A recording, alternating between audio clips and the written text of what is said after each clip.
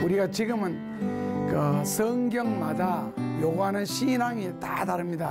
본질적인 면, 하나님을 믿는다, 그것은 동일하지만은 40명의 제자가 1600년을 걸쳐서 각각 다른 직업, 각각 다른 위치와 상황에서 하나님을 경험하다 보니 사람마다 하나님께 나가는 방법이 다 달랐습니다.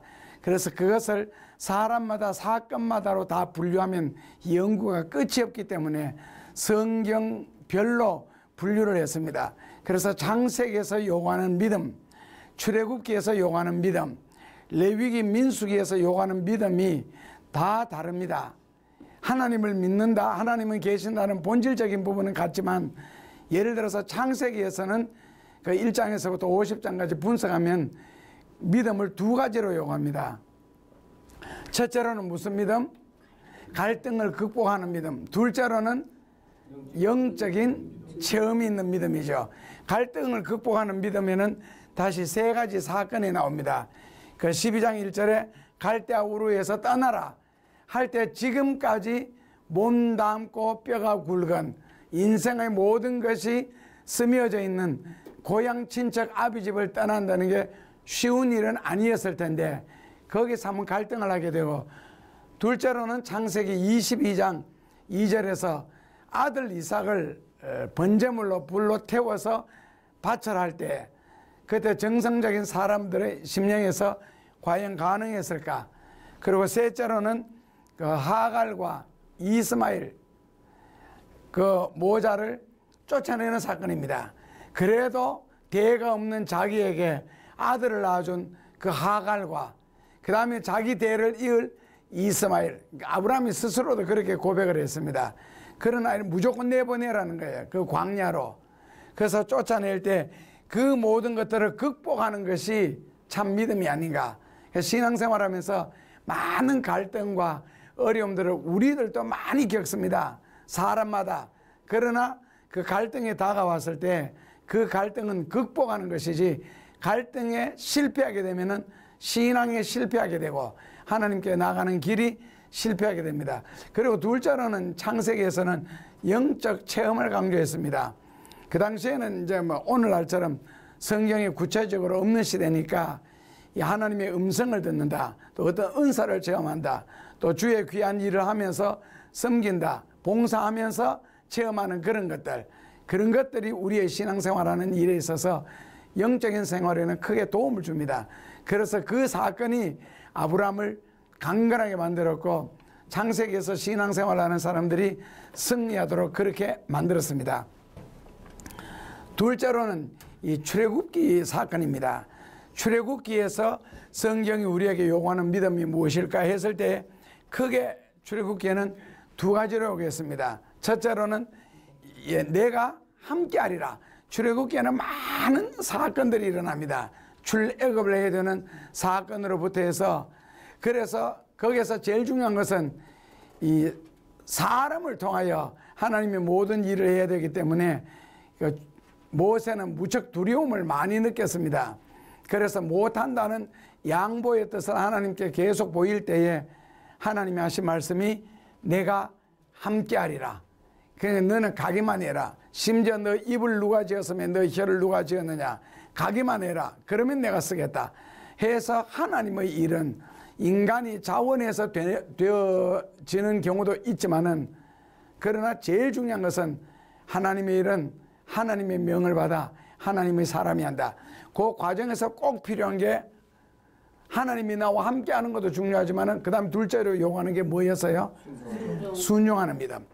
이 타락되고 썩어 빠질 이 육체를 할지라도 하나님의 일에 이 육체가 동의를 하지 않고 순종을 하지 않으면은 절대로 이루어질 수 없습니다. 이유는 이 성경 자체가 하나님이 인간을 위하여 주신 말씀이고, 그리고 하나님의 뜻을 이루어가기 때문에 사람이 순종하지 않고 사람이 거부해서 된 일이 아무것도 없습니다. 그래서 모든 진리는 인간의 순종을 통하여 완성되어져 나갑니다. 그래서 하나님이 비록 전지전능하시고 무소부지하시고 천지를 창조하셨다 할지라도 사람이 순종하지 않으면 이 시대에 하나님이 하실 수 있는 일은 죽인다, 심판한다, 망하게 한다 하는 이런 심판의 사건을 제외하고는 이 세상의 귀한 일, 거룩한 일, 좋은 일을 이루어 나갈 수 있는 것이 전혀 없습니다. 그래서 출애굽기에서는 내가 함께하리라는 과 더불어 인간이 순종하는 믿음, 이것을 크게 요구했습니다.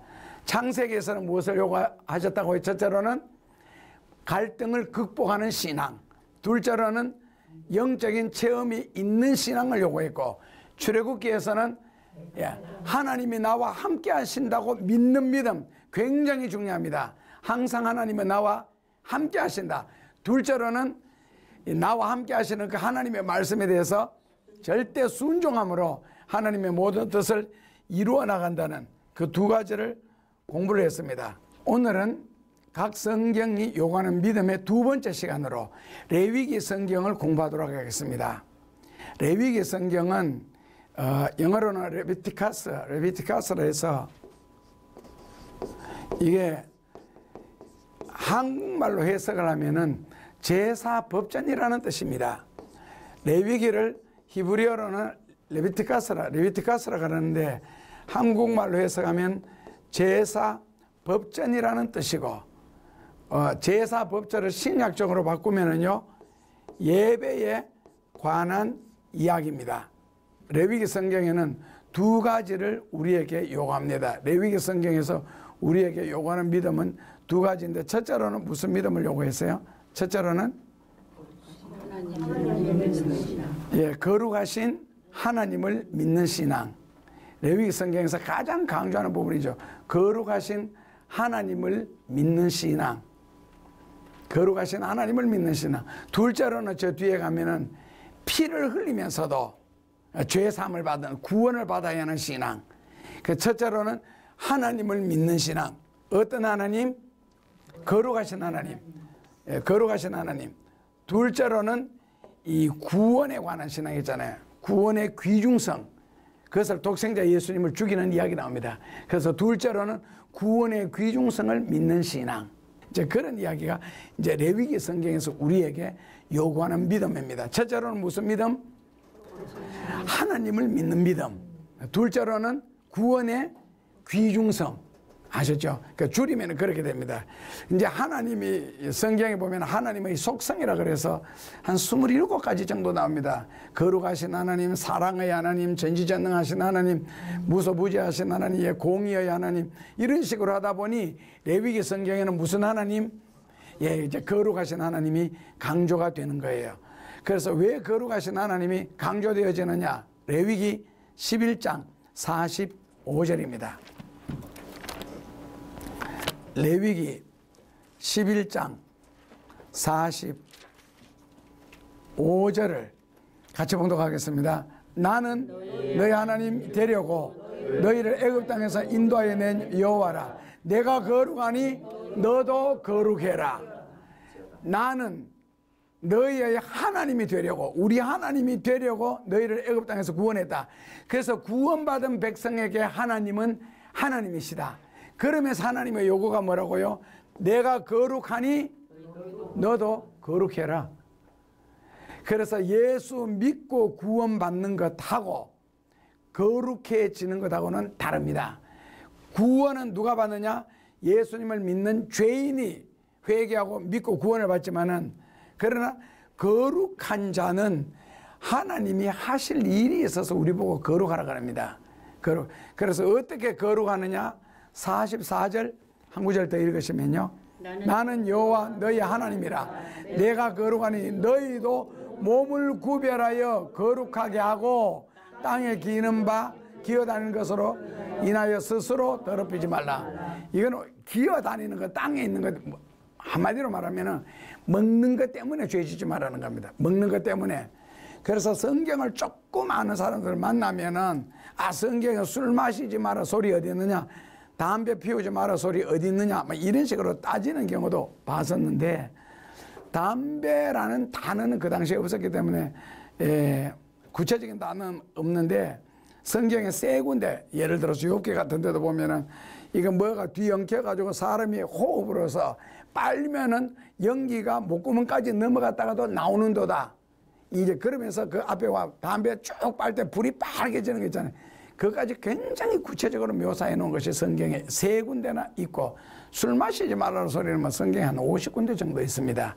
몰라서 그런데, 그런 말이 왜 하나님이 이 먹는 것 가지고 죄 짓지 마라 했느냐 하면은, 의학 서적을 읽다 보니, 특히 한의학 계통에 제가 책을 읽다 보니까 모든 죄는 먹는 것에서부터 시작된다.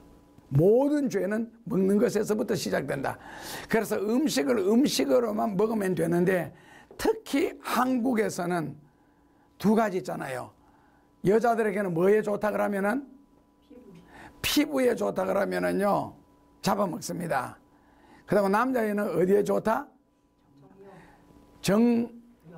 정력에 좋다 그러면은요 하다못해 지렁이를 잡아먹으면서도 지렁이를 안 까고 지렁이로 국 끓이거나 국을 끓이거나 지렁이를 이렇게 삶아서 이렇게 이거 뭐 회를 쳐먹거나 생선을 회 쳐먹거나 안 그러면 이 뭐 양념해가지고 먹는 걸 뭐 먹었다 그래요? 토룡탕이 뭔지 아세요? 흑톡자의 진흙 속에서 나는 용이라는 뜻입니다. 하늘에 올라가는 용을 우리가 붙잡을 수는 없잖아요. 지렁이 한 마리 먹으면서도 용탕을 먹는다고 하는 거예요. 땅에서 나도 토룡탕이라고 하거든. 그런 식으로 정력에 붙였게 돼. 옛날에 한때는 우리나라에 그 무슨 개구리 있잖아요. 가는 거. 황소개구리. 이게 사회적인 골치 문제가 됐거든요. 황소개구리가 굉장히 문제가 됐습니다. 왜냐하면 자연계를 완전히 파괴시킨 애가. 그런데 어느 날 갑자기 황소개구리가 남자 거기가 좋다 하고 난 데는 황소개구리 씨가 말라버렸어요. 그 말 하기 전에는 황소개구리 이렇게 잡아가지고 처리를 못하게 했는데, 황소개구리 씨가 말라버리고 나중에는 일본까지 수출 다 했습니다. 그 황소개구리 일본에 수출했어요. 그러니까 하여튼 막 거기에만 좋으면은, 문제는 뭐냐? 성경에서 먹는 것 가지고 죄 짓지 말라는 건 음식이 음식만으로 사용하는 것이 아니고 음식을 가지고 죄를 짓는 도구로 사용하니까. 그래서 한의학에서는 모든 죄는 입에 들어가는 것로부터 시작한다. 음식으로부터. 그래서 성경에는 뭐가 나와요? 음식으로 고칠 수 없는 병은 일반적인 병원에서도 이야기하죠. 약으로도 못 고친다. 근데 그 음식으로 못 고치는 병이 성경에는 잠언에 보면은 마음으로 고칠 수 있다. 그래서 마음 잘 먹는 것하고요, 마음 기쁘게 먹는 것하고 음식 잘 먹는 것, 이 이제 성경에는 복이라는데, 그 음식으로 말미암아 너희를 죄짓지 못하게 하라는 거예요. 여기 음식 때문에 죄짓지 마라. 그래서 거룩하신 하나님을 믿는 신학에서는 이 거룩이라는 단어가 이제 굉장히 중요한데, 왜냐하면은 이 거룩에는 2가지가 있습니다. 이 거룩함이 중요합니다. 왜 거룩함이 중요하냐 하면은 에스겔서 38장 23절에 에스겔서 38장 23절에 보면은 거룩의 중요성이 나옵니다. 같이 읽어보시면, 이와 같이 내가 여러 나라의 눈에 내 존대함과 내 거룩함을 내어 나를 알게 하리니 그를 나를 여호와인 줄 알리라. 여기에서 보면은 하나님이 내가 여러 나라의 눈에 내 존대함과 내 거룩함을 나타냄으로써 여호와인 줄 알리라. 그래서 하나님이 하나님을 나타내는 방법으로 뭐를 사용한다고요? 거룩함이라는 거예요. 거룩함. 그래서 거룩하지 않는 자는 하나님을 만날 수가 없습니다. 그게 거룩해야 됩니다. 여러 나라에 하나님의 존대함, 하나님의 존대함을 나타내는 유일한 방법이 거룩합니다. 그런데 성경에 보면은 살아계신 하나님이다 하는 것을 나타내는 방법은 뭐였겠어요? 예, 기적입니다. 살아계신 하나님을 나타내는 방법은 기적이고, 하나님의 존대함을 나타내는 방법, 존귀하고 크신 분으로 나타내는 방법은 거룩이다. 그래서 거룩에는 이제 소극적인 거룩함이 있고 적극적인 거룩함이 있는데, 거룩이 그렇게 중요하다는 겁니다. 거룩하면은 2가지가 있습니다. 첫째로는 소극적인 거룩이 있고 적극적인 거룩이 있습니다. 소극적인 거룩함이란 무엇이냐? 했을 때 사람이 죄성으로 말미암아 더럽혀지지 않는 것, 오염되지 않는 것. 그러니까 이거는 아주 소극적이죠. 그러니까 죄를 안 짓는 것이 뭐라고요? 예, 소극적이고 그게 거룩함이라는 겁니다. 그러면 적극적으로는 죄를 안 짓고 가만히 있다고 해가지고 뭐 예를 들어서 갓 태어난 어린이 죄도 안 짓고 의도 행하지 않는다. 그러면 그 어린이는 의인이에요, 죄인이에요? 그 태어나서 그 엄마가 주는 젖, 그리고 하루에 18시간씩 잠자는 것밖에 없잖아요. 젖 먹고 잠자고 우유 마시고 잠자고 아무것도 안 합니다. 그럼 죄인이냐 의인이냐 했을 때 이거는 죄인도 아니고 의인도 아닌 거예요. 왜냐하면 죄인이 아닌 이유는 죄를 짓는 행위를 하지 않기 때문에 죄인이 아니고, 의인이 아닌 이유는 의로운 행동을 하지 않기 때문에 의인도 아닌 거예요. 그럼 뭐예요? 예? 아무것도 아니죠 뭐. 그렇다면 이제 꼭 깨끗한 상태에서 어떤 그림을 그려놨느냐, 백지로 말하면 이제 그것이 중요하겠죠. 이제 그때부터. 그래서 소극적인 것은 나는 안 먹고 안 하겠다. 원래 기독교 용어는 아닌데요. 안 먹고 안 한다. 그거는 이제, 그래서 기독교 용어는 적극적인 거죠. 실수를 하고 잘못을 해도 일하다가 실수하고 잘못하는 것은 그건 사람이기 때문에 누구나 실수하고 잘못할 수도 있습니다. 나는 오히려 실수하고 잘못하는 사람이 귀하더라고요. 왜? 남도 실수하고 잘못하면 그런 사람은 이해를 해줄 줄 알잖아요. 자기도 실수를 해봤고 잘못을 해봤기 때문에. 그냥 너무 꼬장되는 사람 있잖아요. 너무 의로운 사람들 무서워요. 겁나고 걸렸다 그러면 용서가 안 되니까. 그래서 적극적으로는 자기가 선한 행동을 하는 겁니다. 좋은 행동을 하는 것, 귀한 행동을 하는 것. 그래서 품성을 회복하는 것. 물론 이 품성은 하나님이 처음에 주신 품성이 있잖아요. 아름답고 거룩하고 귀하고 깨끗한 그런 품성을 회복하는 것. 이것이 이제 거룩의 의미입니다. 그렇다면은 거룩해지는 방법은 없느냐? 성경에 3가지가 있습니다. 거룩해지는 방법요. 첫째로는요,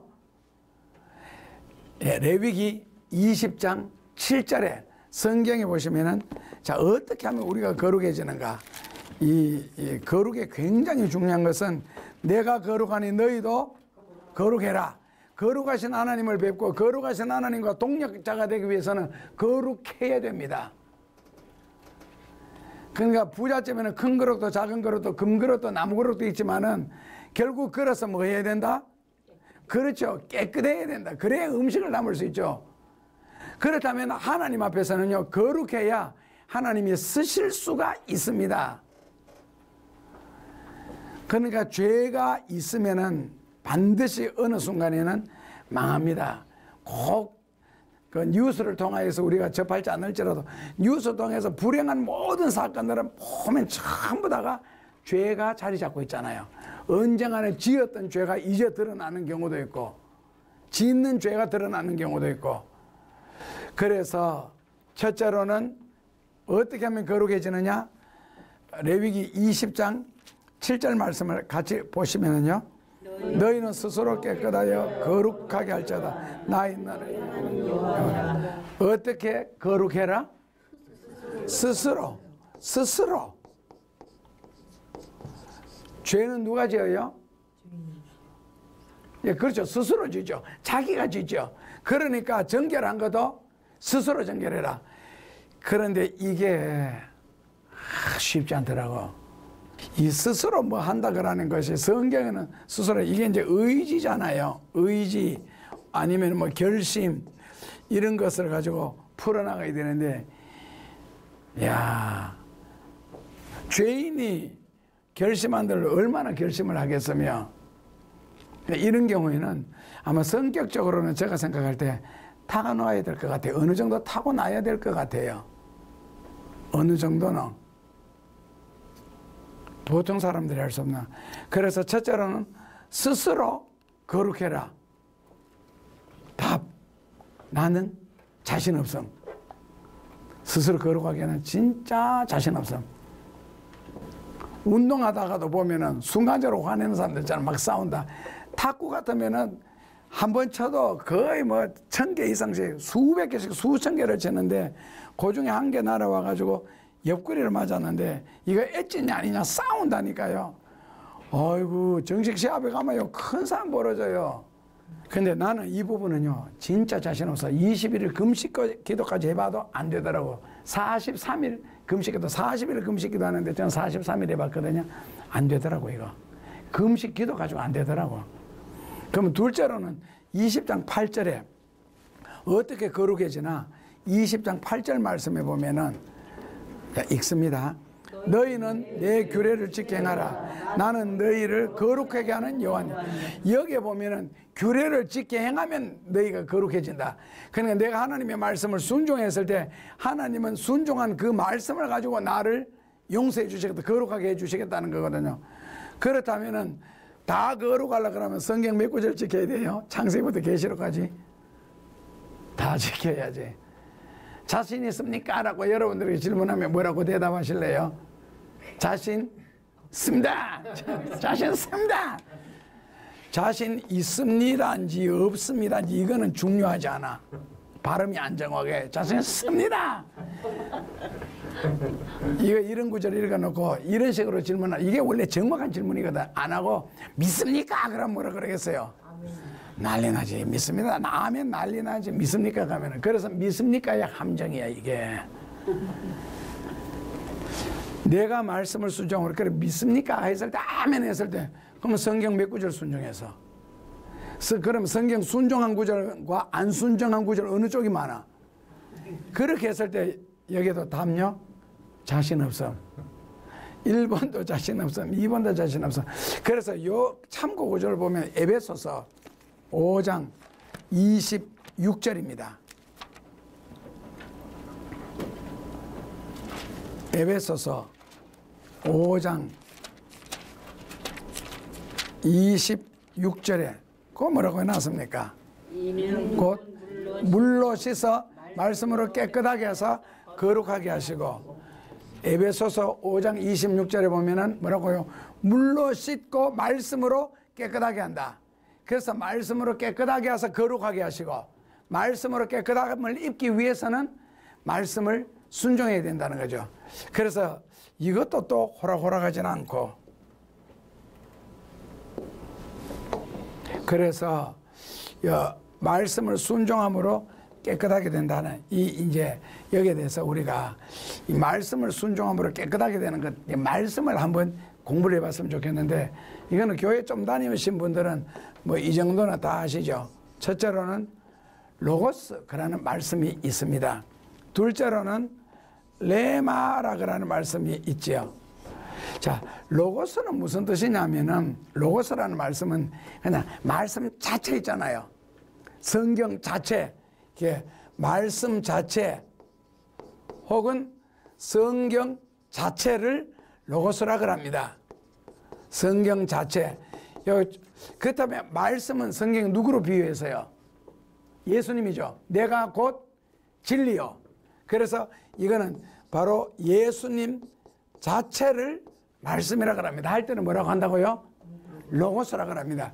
그 다음에 레마는 뭐냐? 레마는 뭐냐 그랬을 때, 레마는 영어로 하면은 which is spoken이라 그래서, which is 이거 수동태잖아요. 비동사 플러스 pp니까 이 수동태인데 which is spoken이라는 말 뜻은 우리말로 바꾸면은 말씀되어진, 전파되어진, 설교되어진, 그냥 말씀이 되어진 말씀을 레마라 그래요. 이제 조금 어렵게 까다롭게 되어졌는데, 자, 쉽게 말해서, 자, 예수님 자체가 말씀이죠. 성경 자체가 말씀인데 예수님이 가만히 계시면 어떻게 되겠어요? 아무런 역사도 일어나지 않겠죠. 그런데 그 예수님이 예를 들어서 요한복음 11장 43절 44절에 보면은 죽은 나사로를 찾아가요. 무덤에 묻혔지, 죽은 지가 나흘이 됐는데, 그때 예수님이 기도하신 후에 뭐라고 말씀하십니까? 나사로야 나오라 그러거든요. 그 나사로야 나오라는 그 말씀을 외치니까 나사로가 죽었다고 어떻게 들었는지 모르겠지만은 하여튼 살아서 나와요. 그래서 그것을 나사로야 나오라, 이게 바로 뭐라고요? Which is spoken이라는 뜻입니다. 그러니까 가만히 계시면은 로고스 말씀이 되고, 나사로야 나오라, 이거는요 바로 레마가 되는 겁니다. 쉽게 말하면은, 예를 들어서 베데스다 연못에, 요한복음 5장 1절에서 9절에 보면 베데스다 연못에 물이 잠잠할 때는 들어가서 목욕을 하고 샤워를 해도 무슨 짓을 해도 아무런 역사가 일어나지를 않습니다. 그러나 물이 동할 때 들어가서 먼저 들어가면 병이 나죠. 그 물이 동하는 거 있잖아요. 그런 거. 그리고 요르단 강에는 평소에 들어가서 목욕을 해도 문둥병 안 났습니다. 그러나 선지자가 말을 했을 때 나만이 들어가니까 병이 났습니다. 아시겠죠? Which is spoken. 주어지는 말씀, 되어지는 말씀. 그러니까 사도행전 3장 6절에서 7절에도 보면은 베드로가 성전에 갔을 때에 거기에 안전뱅이가 있었지요. 그런데 뭐 평소에 내 만나잖아요. 베드로 뭐 하루에 3번씩 만나니까요.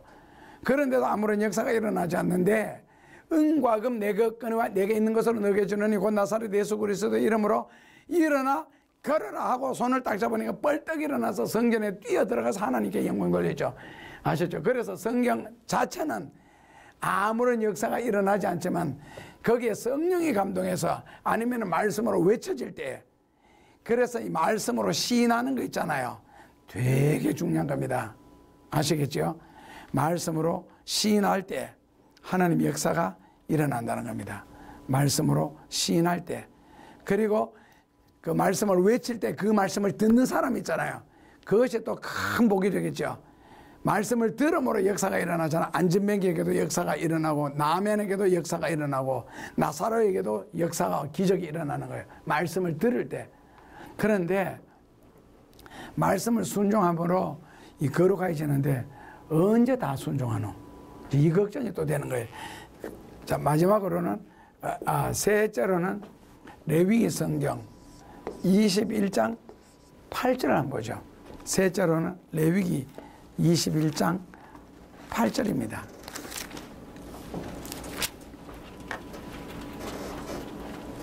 레위기 21장 8절 같이 보시면은요. 너는 그를 거룩히 하라. 그는 내 하나님의 신물을 비립니다. 너는 그를 거룩히 여기라. 나 여호와 너희를 거룩하게 한 자는 거룩합니다. 예, 저는 여기에서 답을 찾았거든요. 하나님이 거룩하시잖아요. 거룩하신 하나님이 우리를 거룩하게 해 주실 때만이 우리가 거룩하여질 수 있다. 그게 레위기 21장 8절이에요. 거룩하신 하나님이 우리를 거룩하게 해 주실 때, 그러면 누구를 거룩하게 해 주시느냐 했을 때 하나님께 식물을 드리는 자 있잖아요. 하나님께 식물을 드리는 자. 레위기에서 21장 8절에 하나님께 식물을 드리는 자와, 그 다음에는 이사야서 52장 11절에, 이사야서 52장 11절에 성전에서 봉사하는 자 있잖아요. 기구를 매는 자라 그러는데 요즘 말로 바꾸면 직분자, 봉사자입니다. 성전에서 구체적으로 봉사하는 직분자는 성결해라 하는 이 말씀이 나오는데, 식물을 드리는 것은 뭐냐면은 구약적으로 하나님 음식을 밝히는 게 아니고요.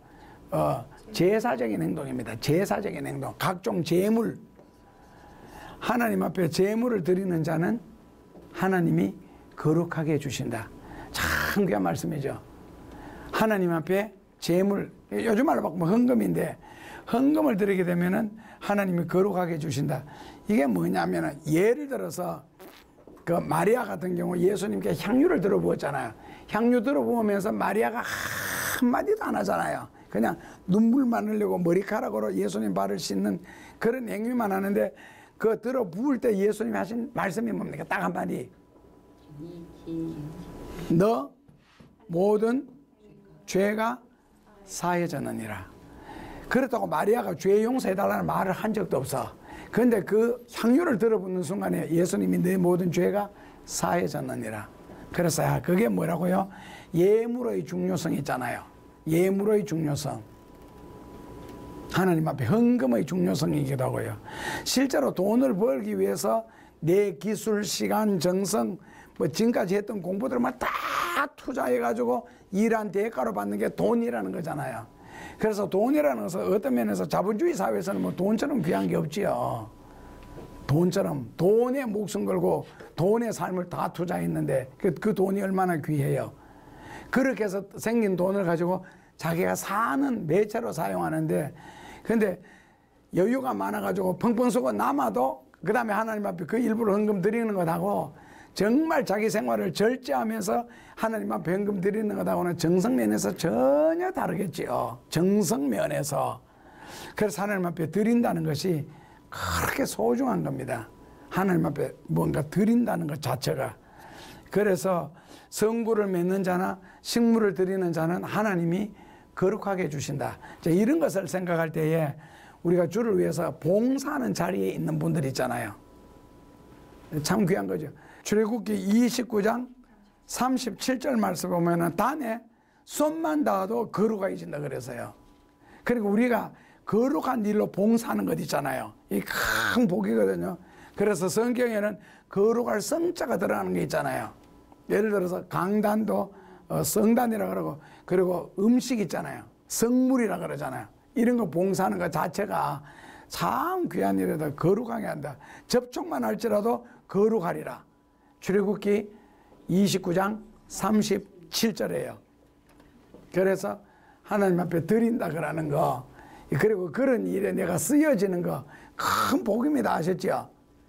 그러니까 하다못해 강단에 걸레들고 하나 설치 정리하는 것 하나부터 시작해서 음식 만드는 거 하나까지 다 귀한 거룩한 일이에요. 쉽게 말하면 거룩한 곳에서 이루어지기 때문에 거룩하고, 또 거룩한 일은 거룩한 자가 또 그런 거룩한 봉사를 하게 되고, 그런 봉사를 하는 자는 하나님이 또 거룩하게 할지니 그 봉사를 하게 하기 위해서. 그래서 섬긴다, 봉사한다는 것은 그냥 지나가는 말로 하는 게 아니고 참 축복된 일입니다. 성경적으로 볼 때는. 그 다음에는 그 거룩의 의미가 있습니다. 그 거룩이 뜻이 뭐냐 했을 때, 거룩의 의미는 성경에 세 가지가 있는데, 첫째로는 아시는 것처럼 구별한다, 분별한다는 뜻이고, 둘째로는 깨끗하고 순수한 것도 거룩이라는 단어 뜻입니다. 깨끗하다, 순수하다. 그 다음에 셋째로는 중요하죠. 속이 꽉 차는 거. 빈 껍데기가 깨끗하다, 순수하다. 빈 껍데기만 있다면 그건 별 의미가 없는데 속이 꽉 차는 거. 예를 들어서 건강하다. 이게 바로 이 거룩이라는 단어 뜻이고, 그 다음에 인생을 참 건전하게 산다. 그것도 거룩이라는 단어 뜻입니다. 다른 말로 바꾸면은 건강한 것, 그 다음에는 건전한 것. 아셨죠? 다 거룩한 것. 속이 알이 꽉 찼다. 깨끗하고 순수하고 구별하고 분별하고, 그리고 건강하게 살고 건전하게 사는 것도, 이것도 거룩이라는 단어 뜻입니다. 자, 마지막으로 구원의 귀중성. 요한복음 1장 29절에 세상 죄를 지고 가는 예수님, 하나님의 어린 양을 보라는데, 그러니까 결국 하나님은 독생자를 십자가에 달려 피 흘려 죽게 하심으로써 우리에게 구원의 길을 열어놓으셨거든요. 그래서 히브리서 9장 22절에 보면은 피 흘림이 없이는 죄사함이 없다. 그래서 구약에는 번제물 같은 거, 각종 화목제물 같은 속건제물, 속죄제물, 이거 낙헌제 이런 식으로 제물을 통하여서 피를 흘렸고, 신약에서는 독생자 예수님이 단번에 죽으심으로 히브리서 9장 22절에 우리 죄를 깨끗하게 하사 우리를 구원해 주셨습니다. 그래서 십자가의 보혈의 은혜로 우리가 용서함을 받고 구원함을 받는 겁니다. 레위기 성경에는 특별히 두 가지 신앙을 요구했습니다. 첫째로는요, 하나님을 믿어라. 어떤 하나님? 거룩한 하나님. 그 하나님 앞에 우리가 드려져야 되기 때문에 레위기 전체는 거룩으로 가득 차 있습니다. 그래서 거룩하신 하나님을 믿어라. 둘째로는 구원의 귀중성. 이것이 레위기가 우리에게 요구하는 믿음입니다. 그래서 하나님이 나와 함께 하신다는 출애굽기의 믿음. 그 다음에는 그 하나님께서 우리를 구원하셨는데, 구원하신 하나님 은혜에 감격해서 그 주의 일에 동참하기 위해서는 너는 거룩해라. 이 말씀을 통해서 꼭 세임을 얻고 앞으로의 사역에서도 승리할 수 있기를 주님의 이름으로 축원합니다.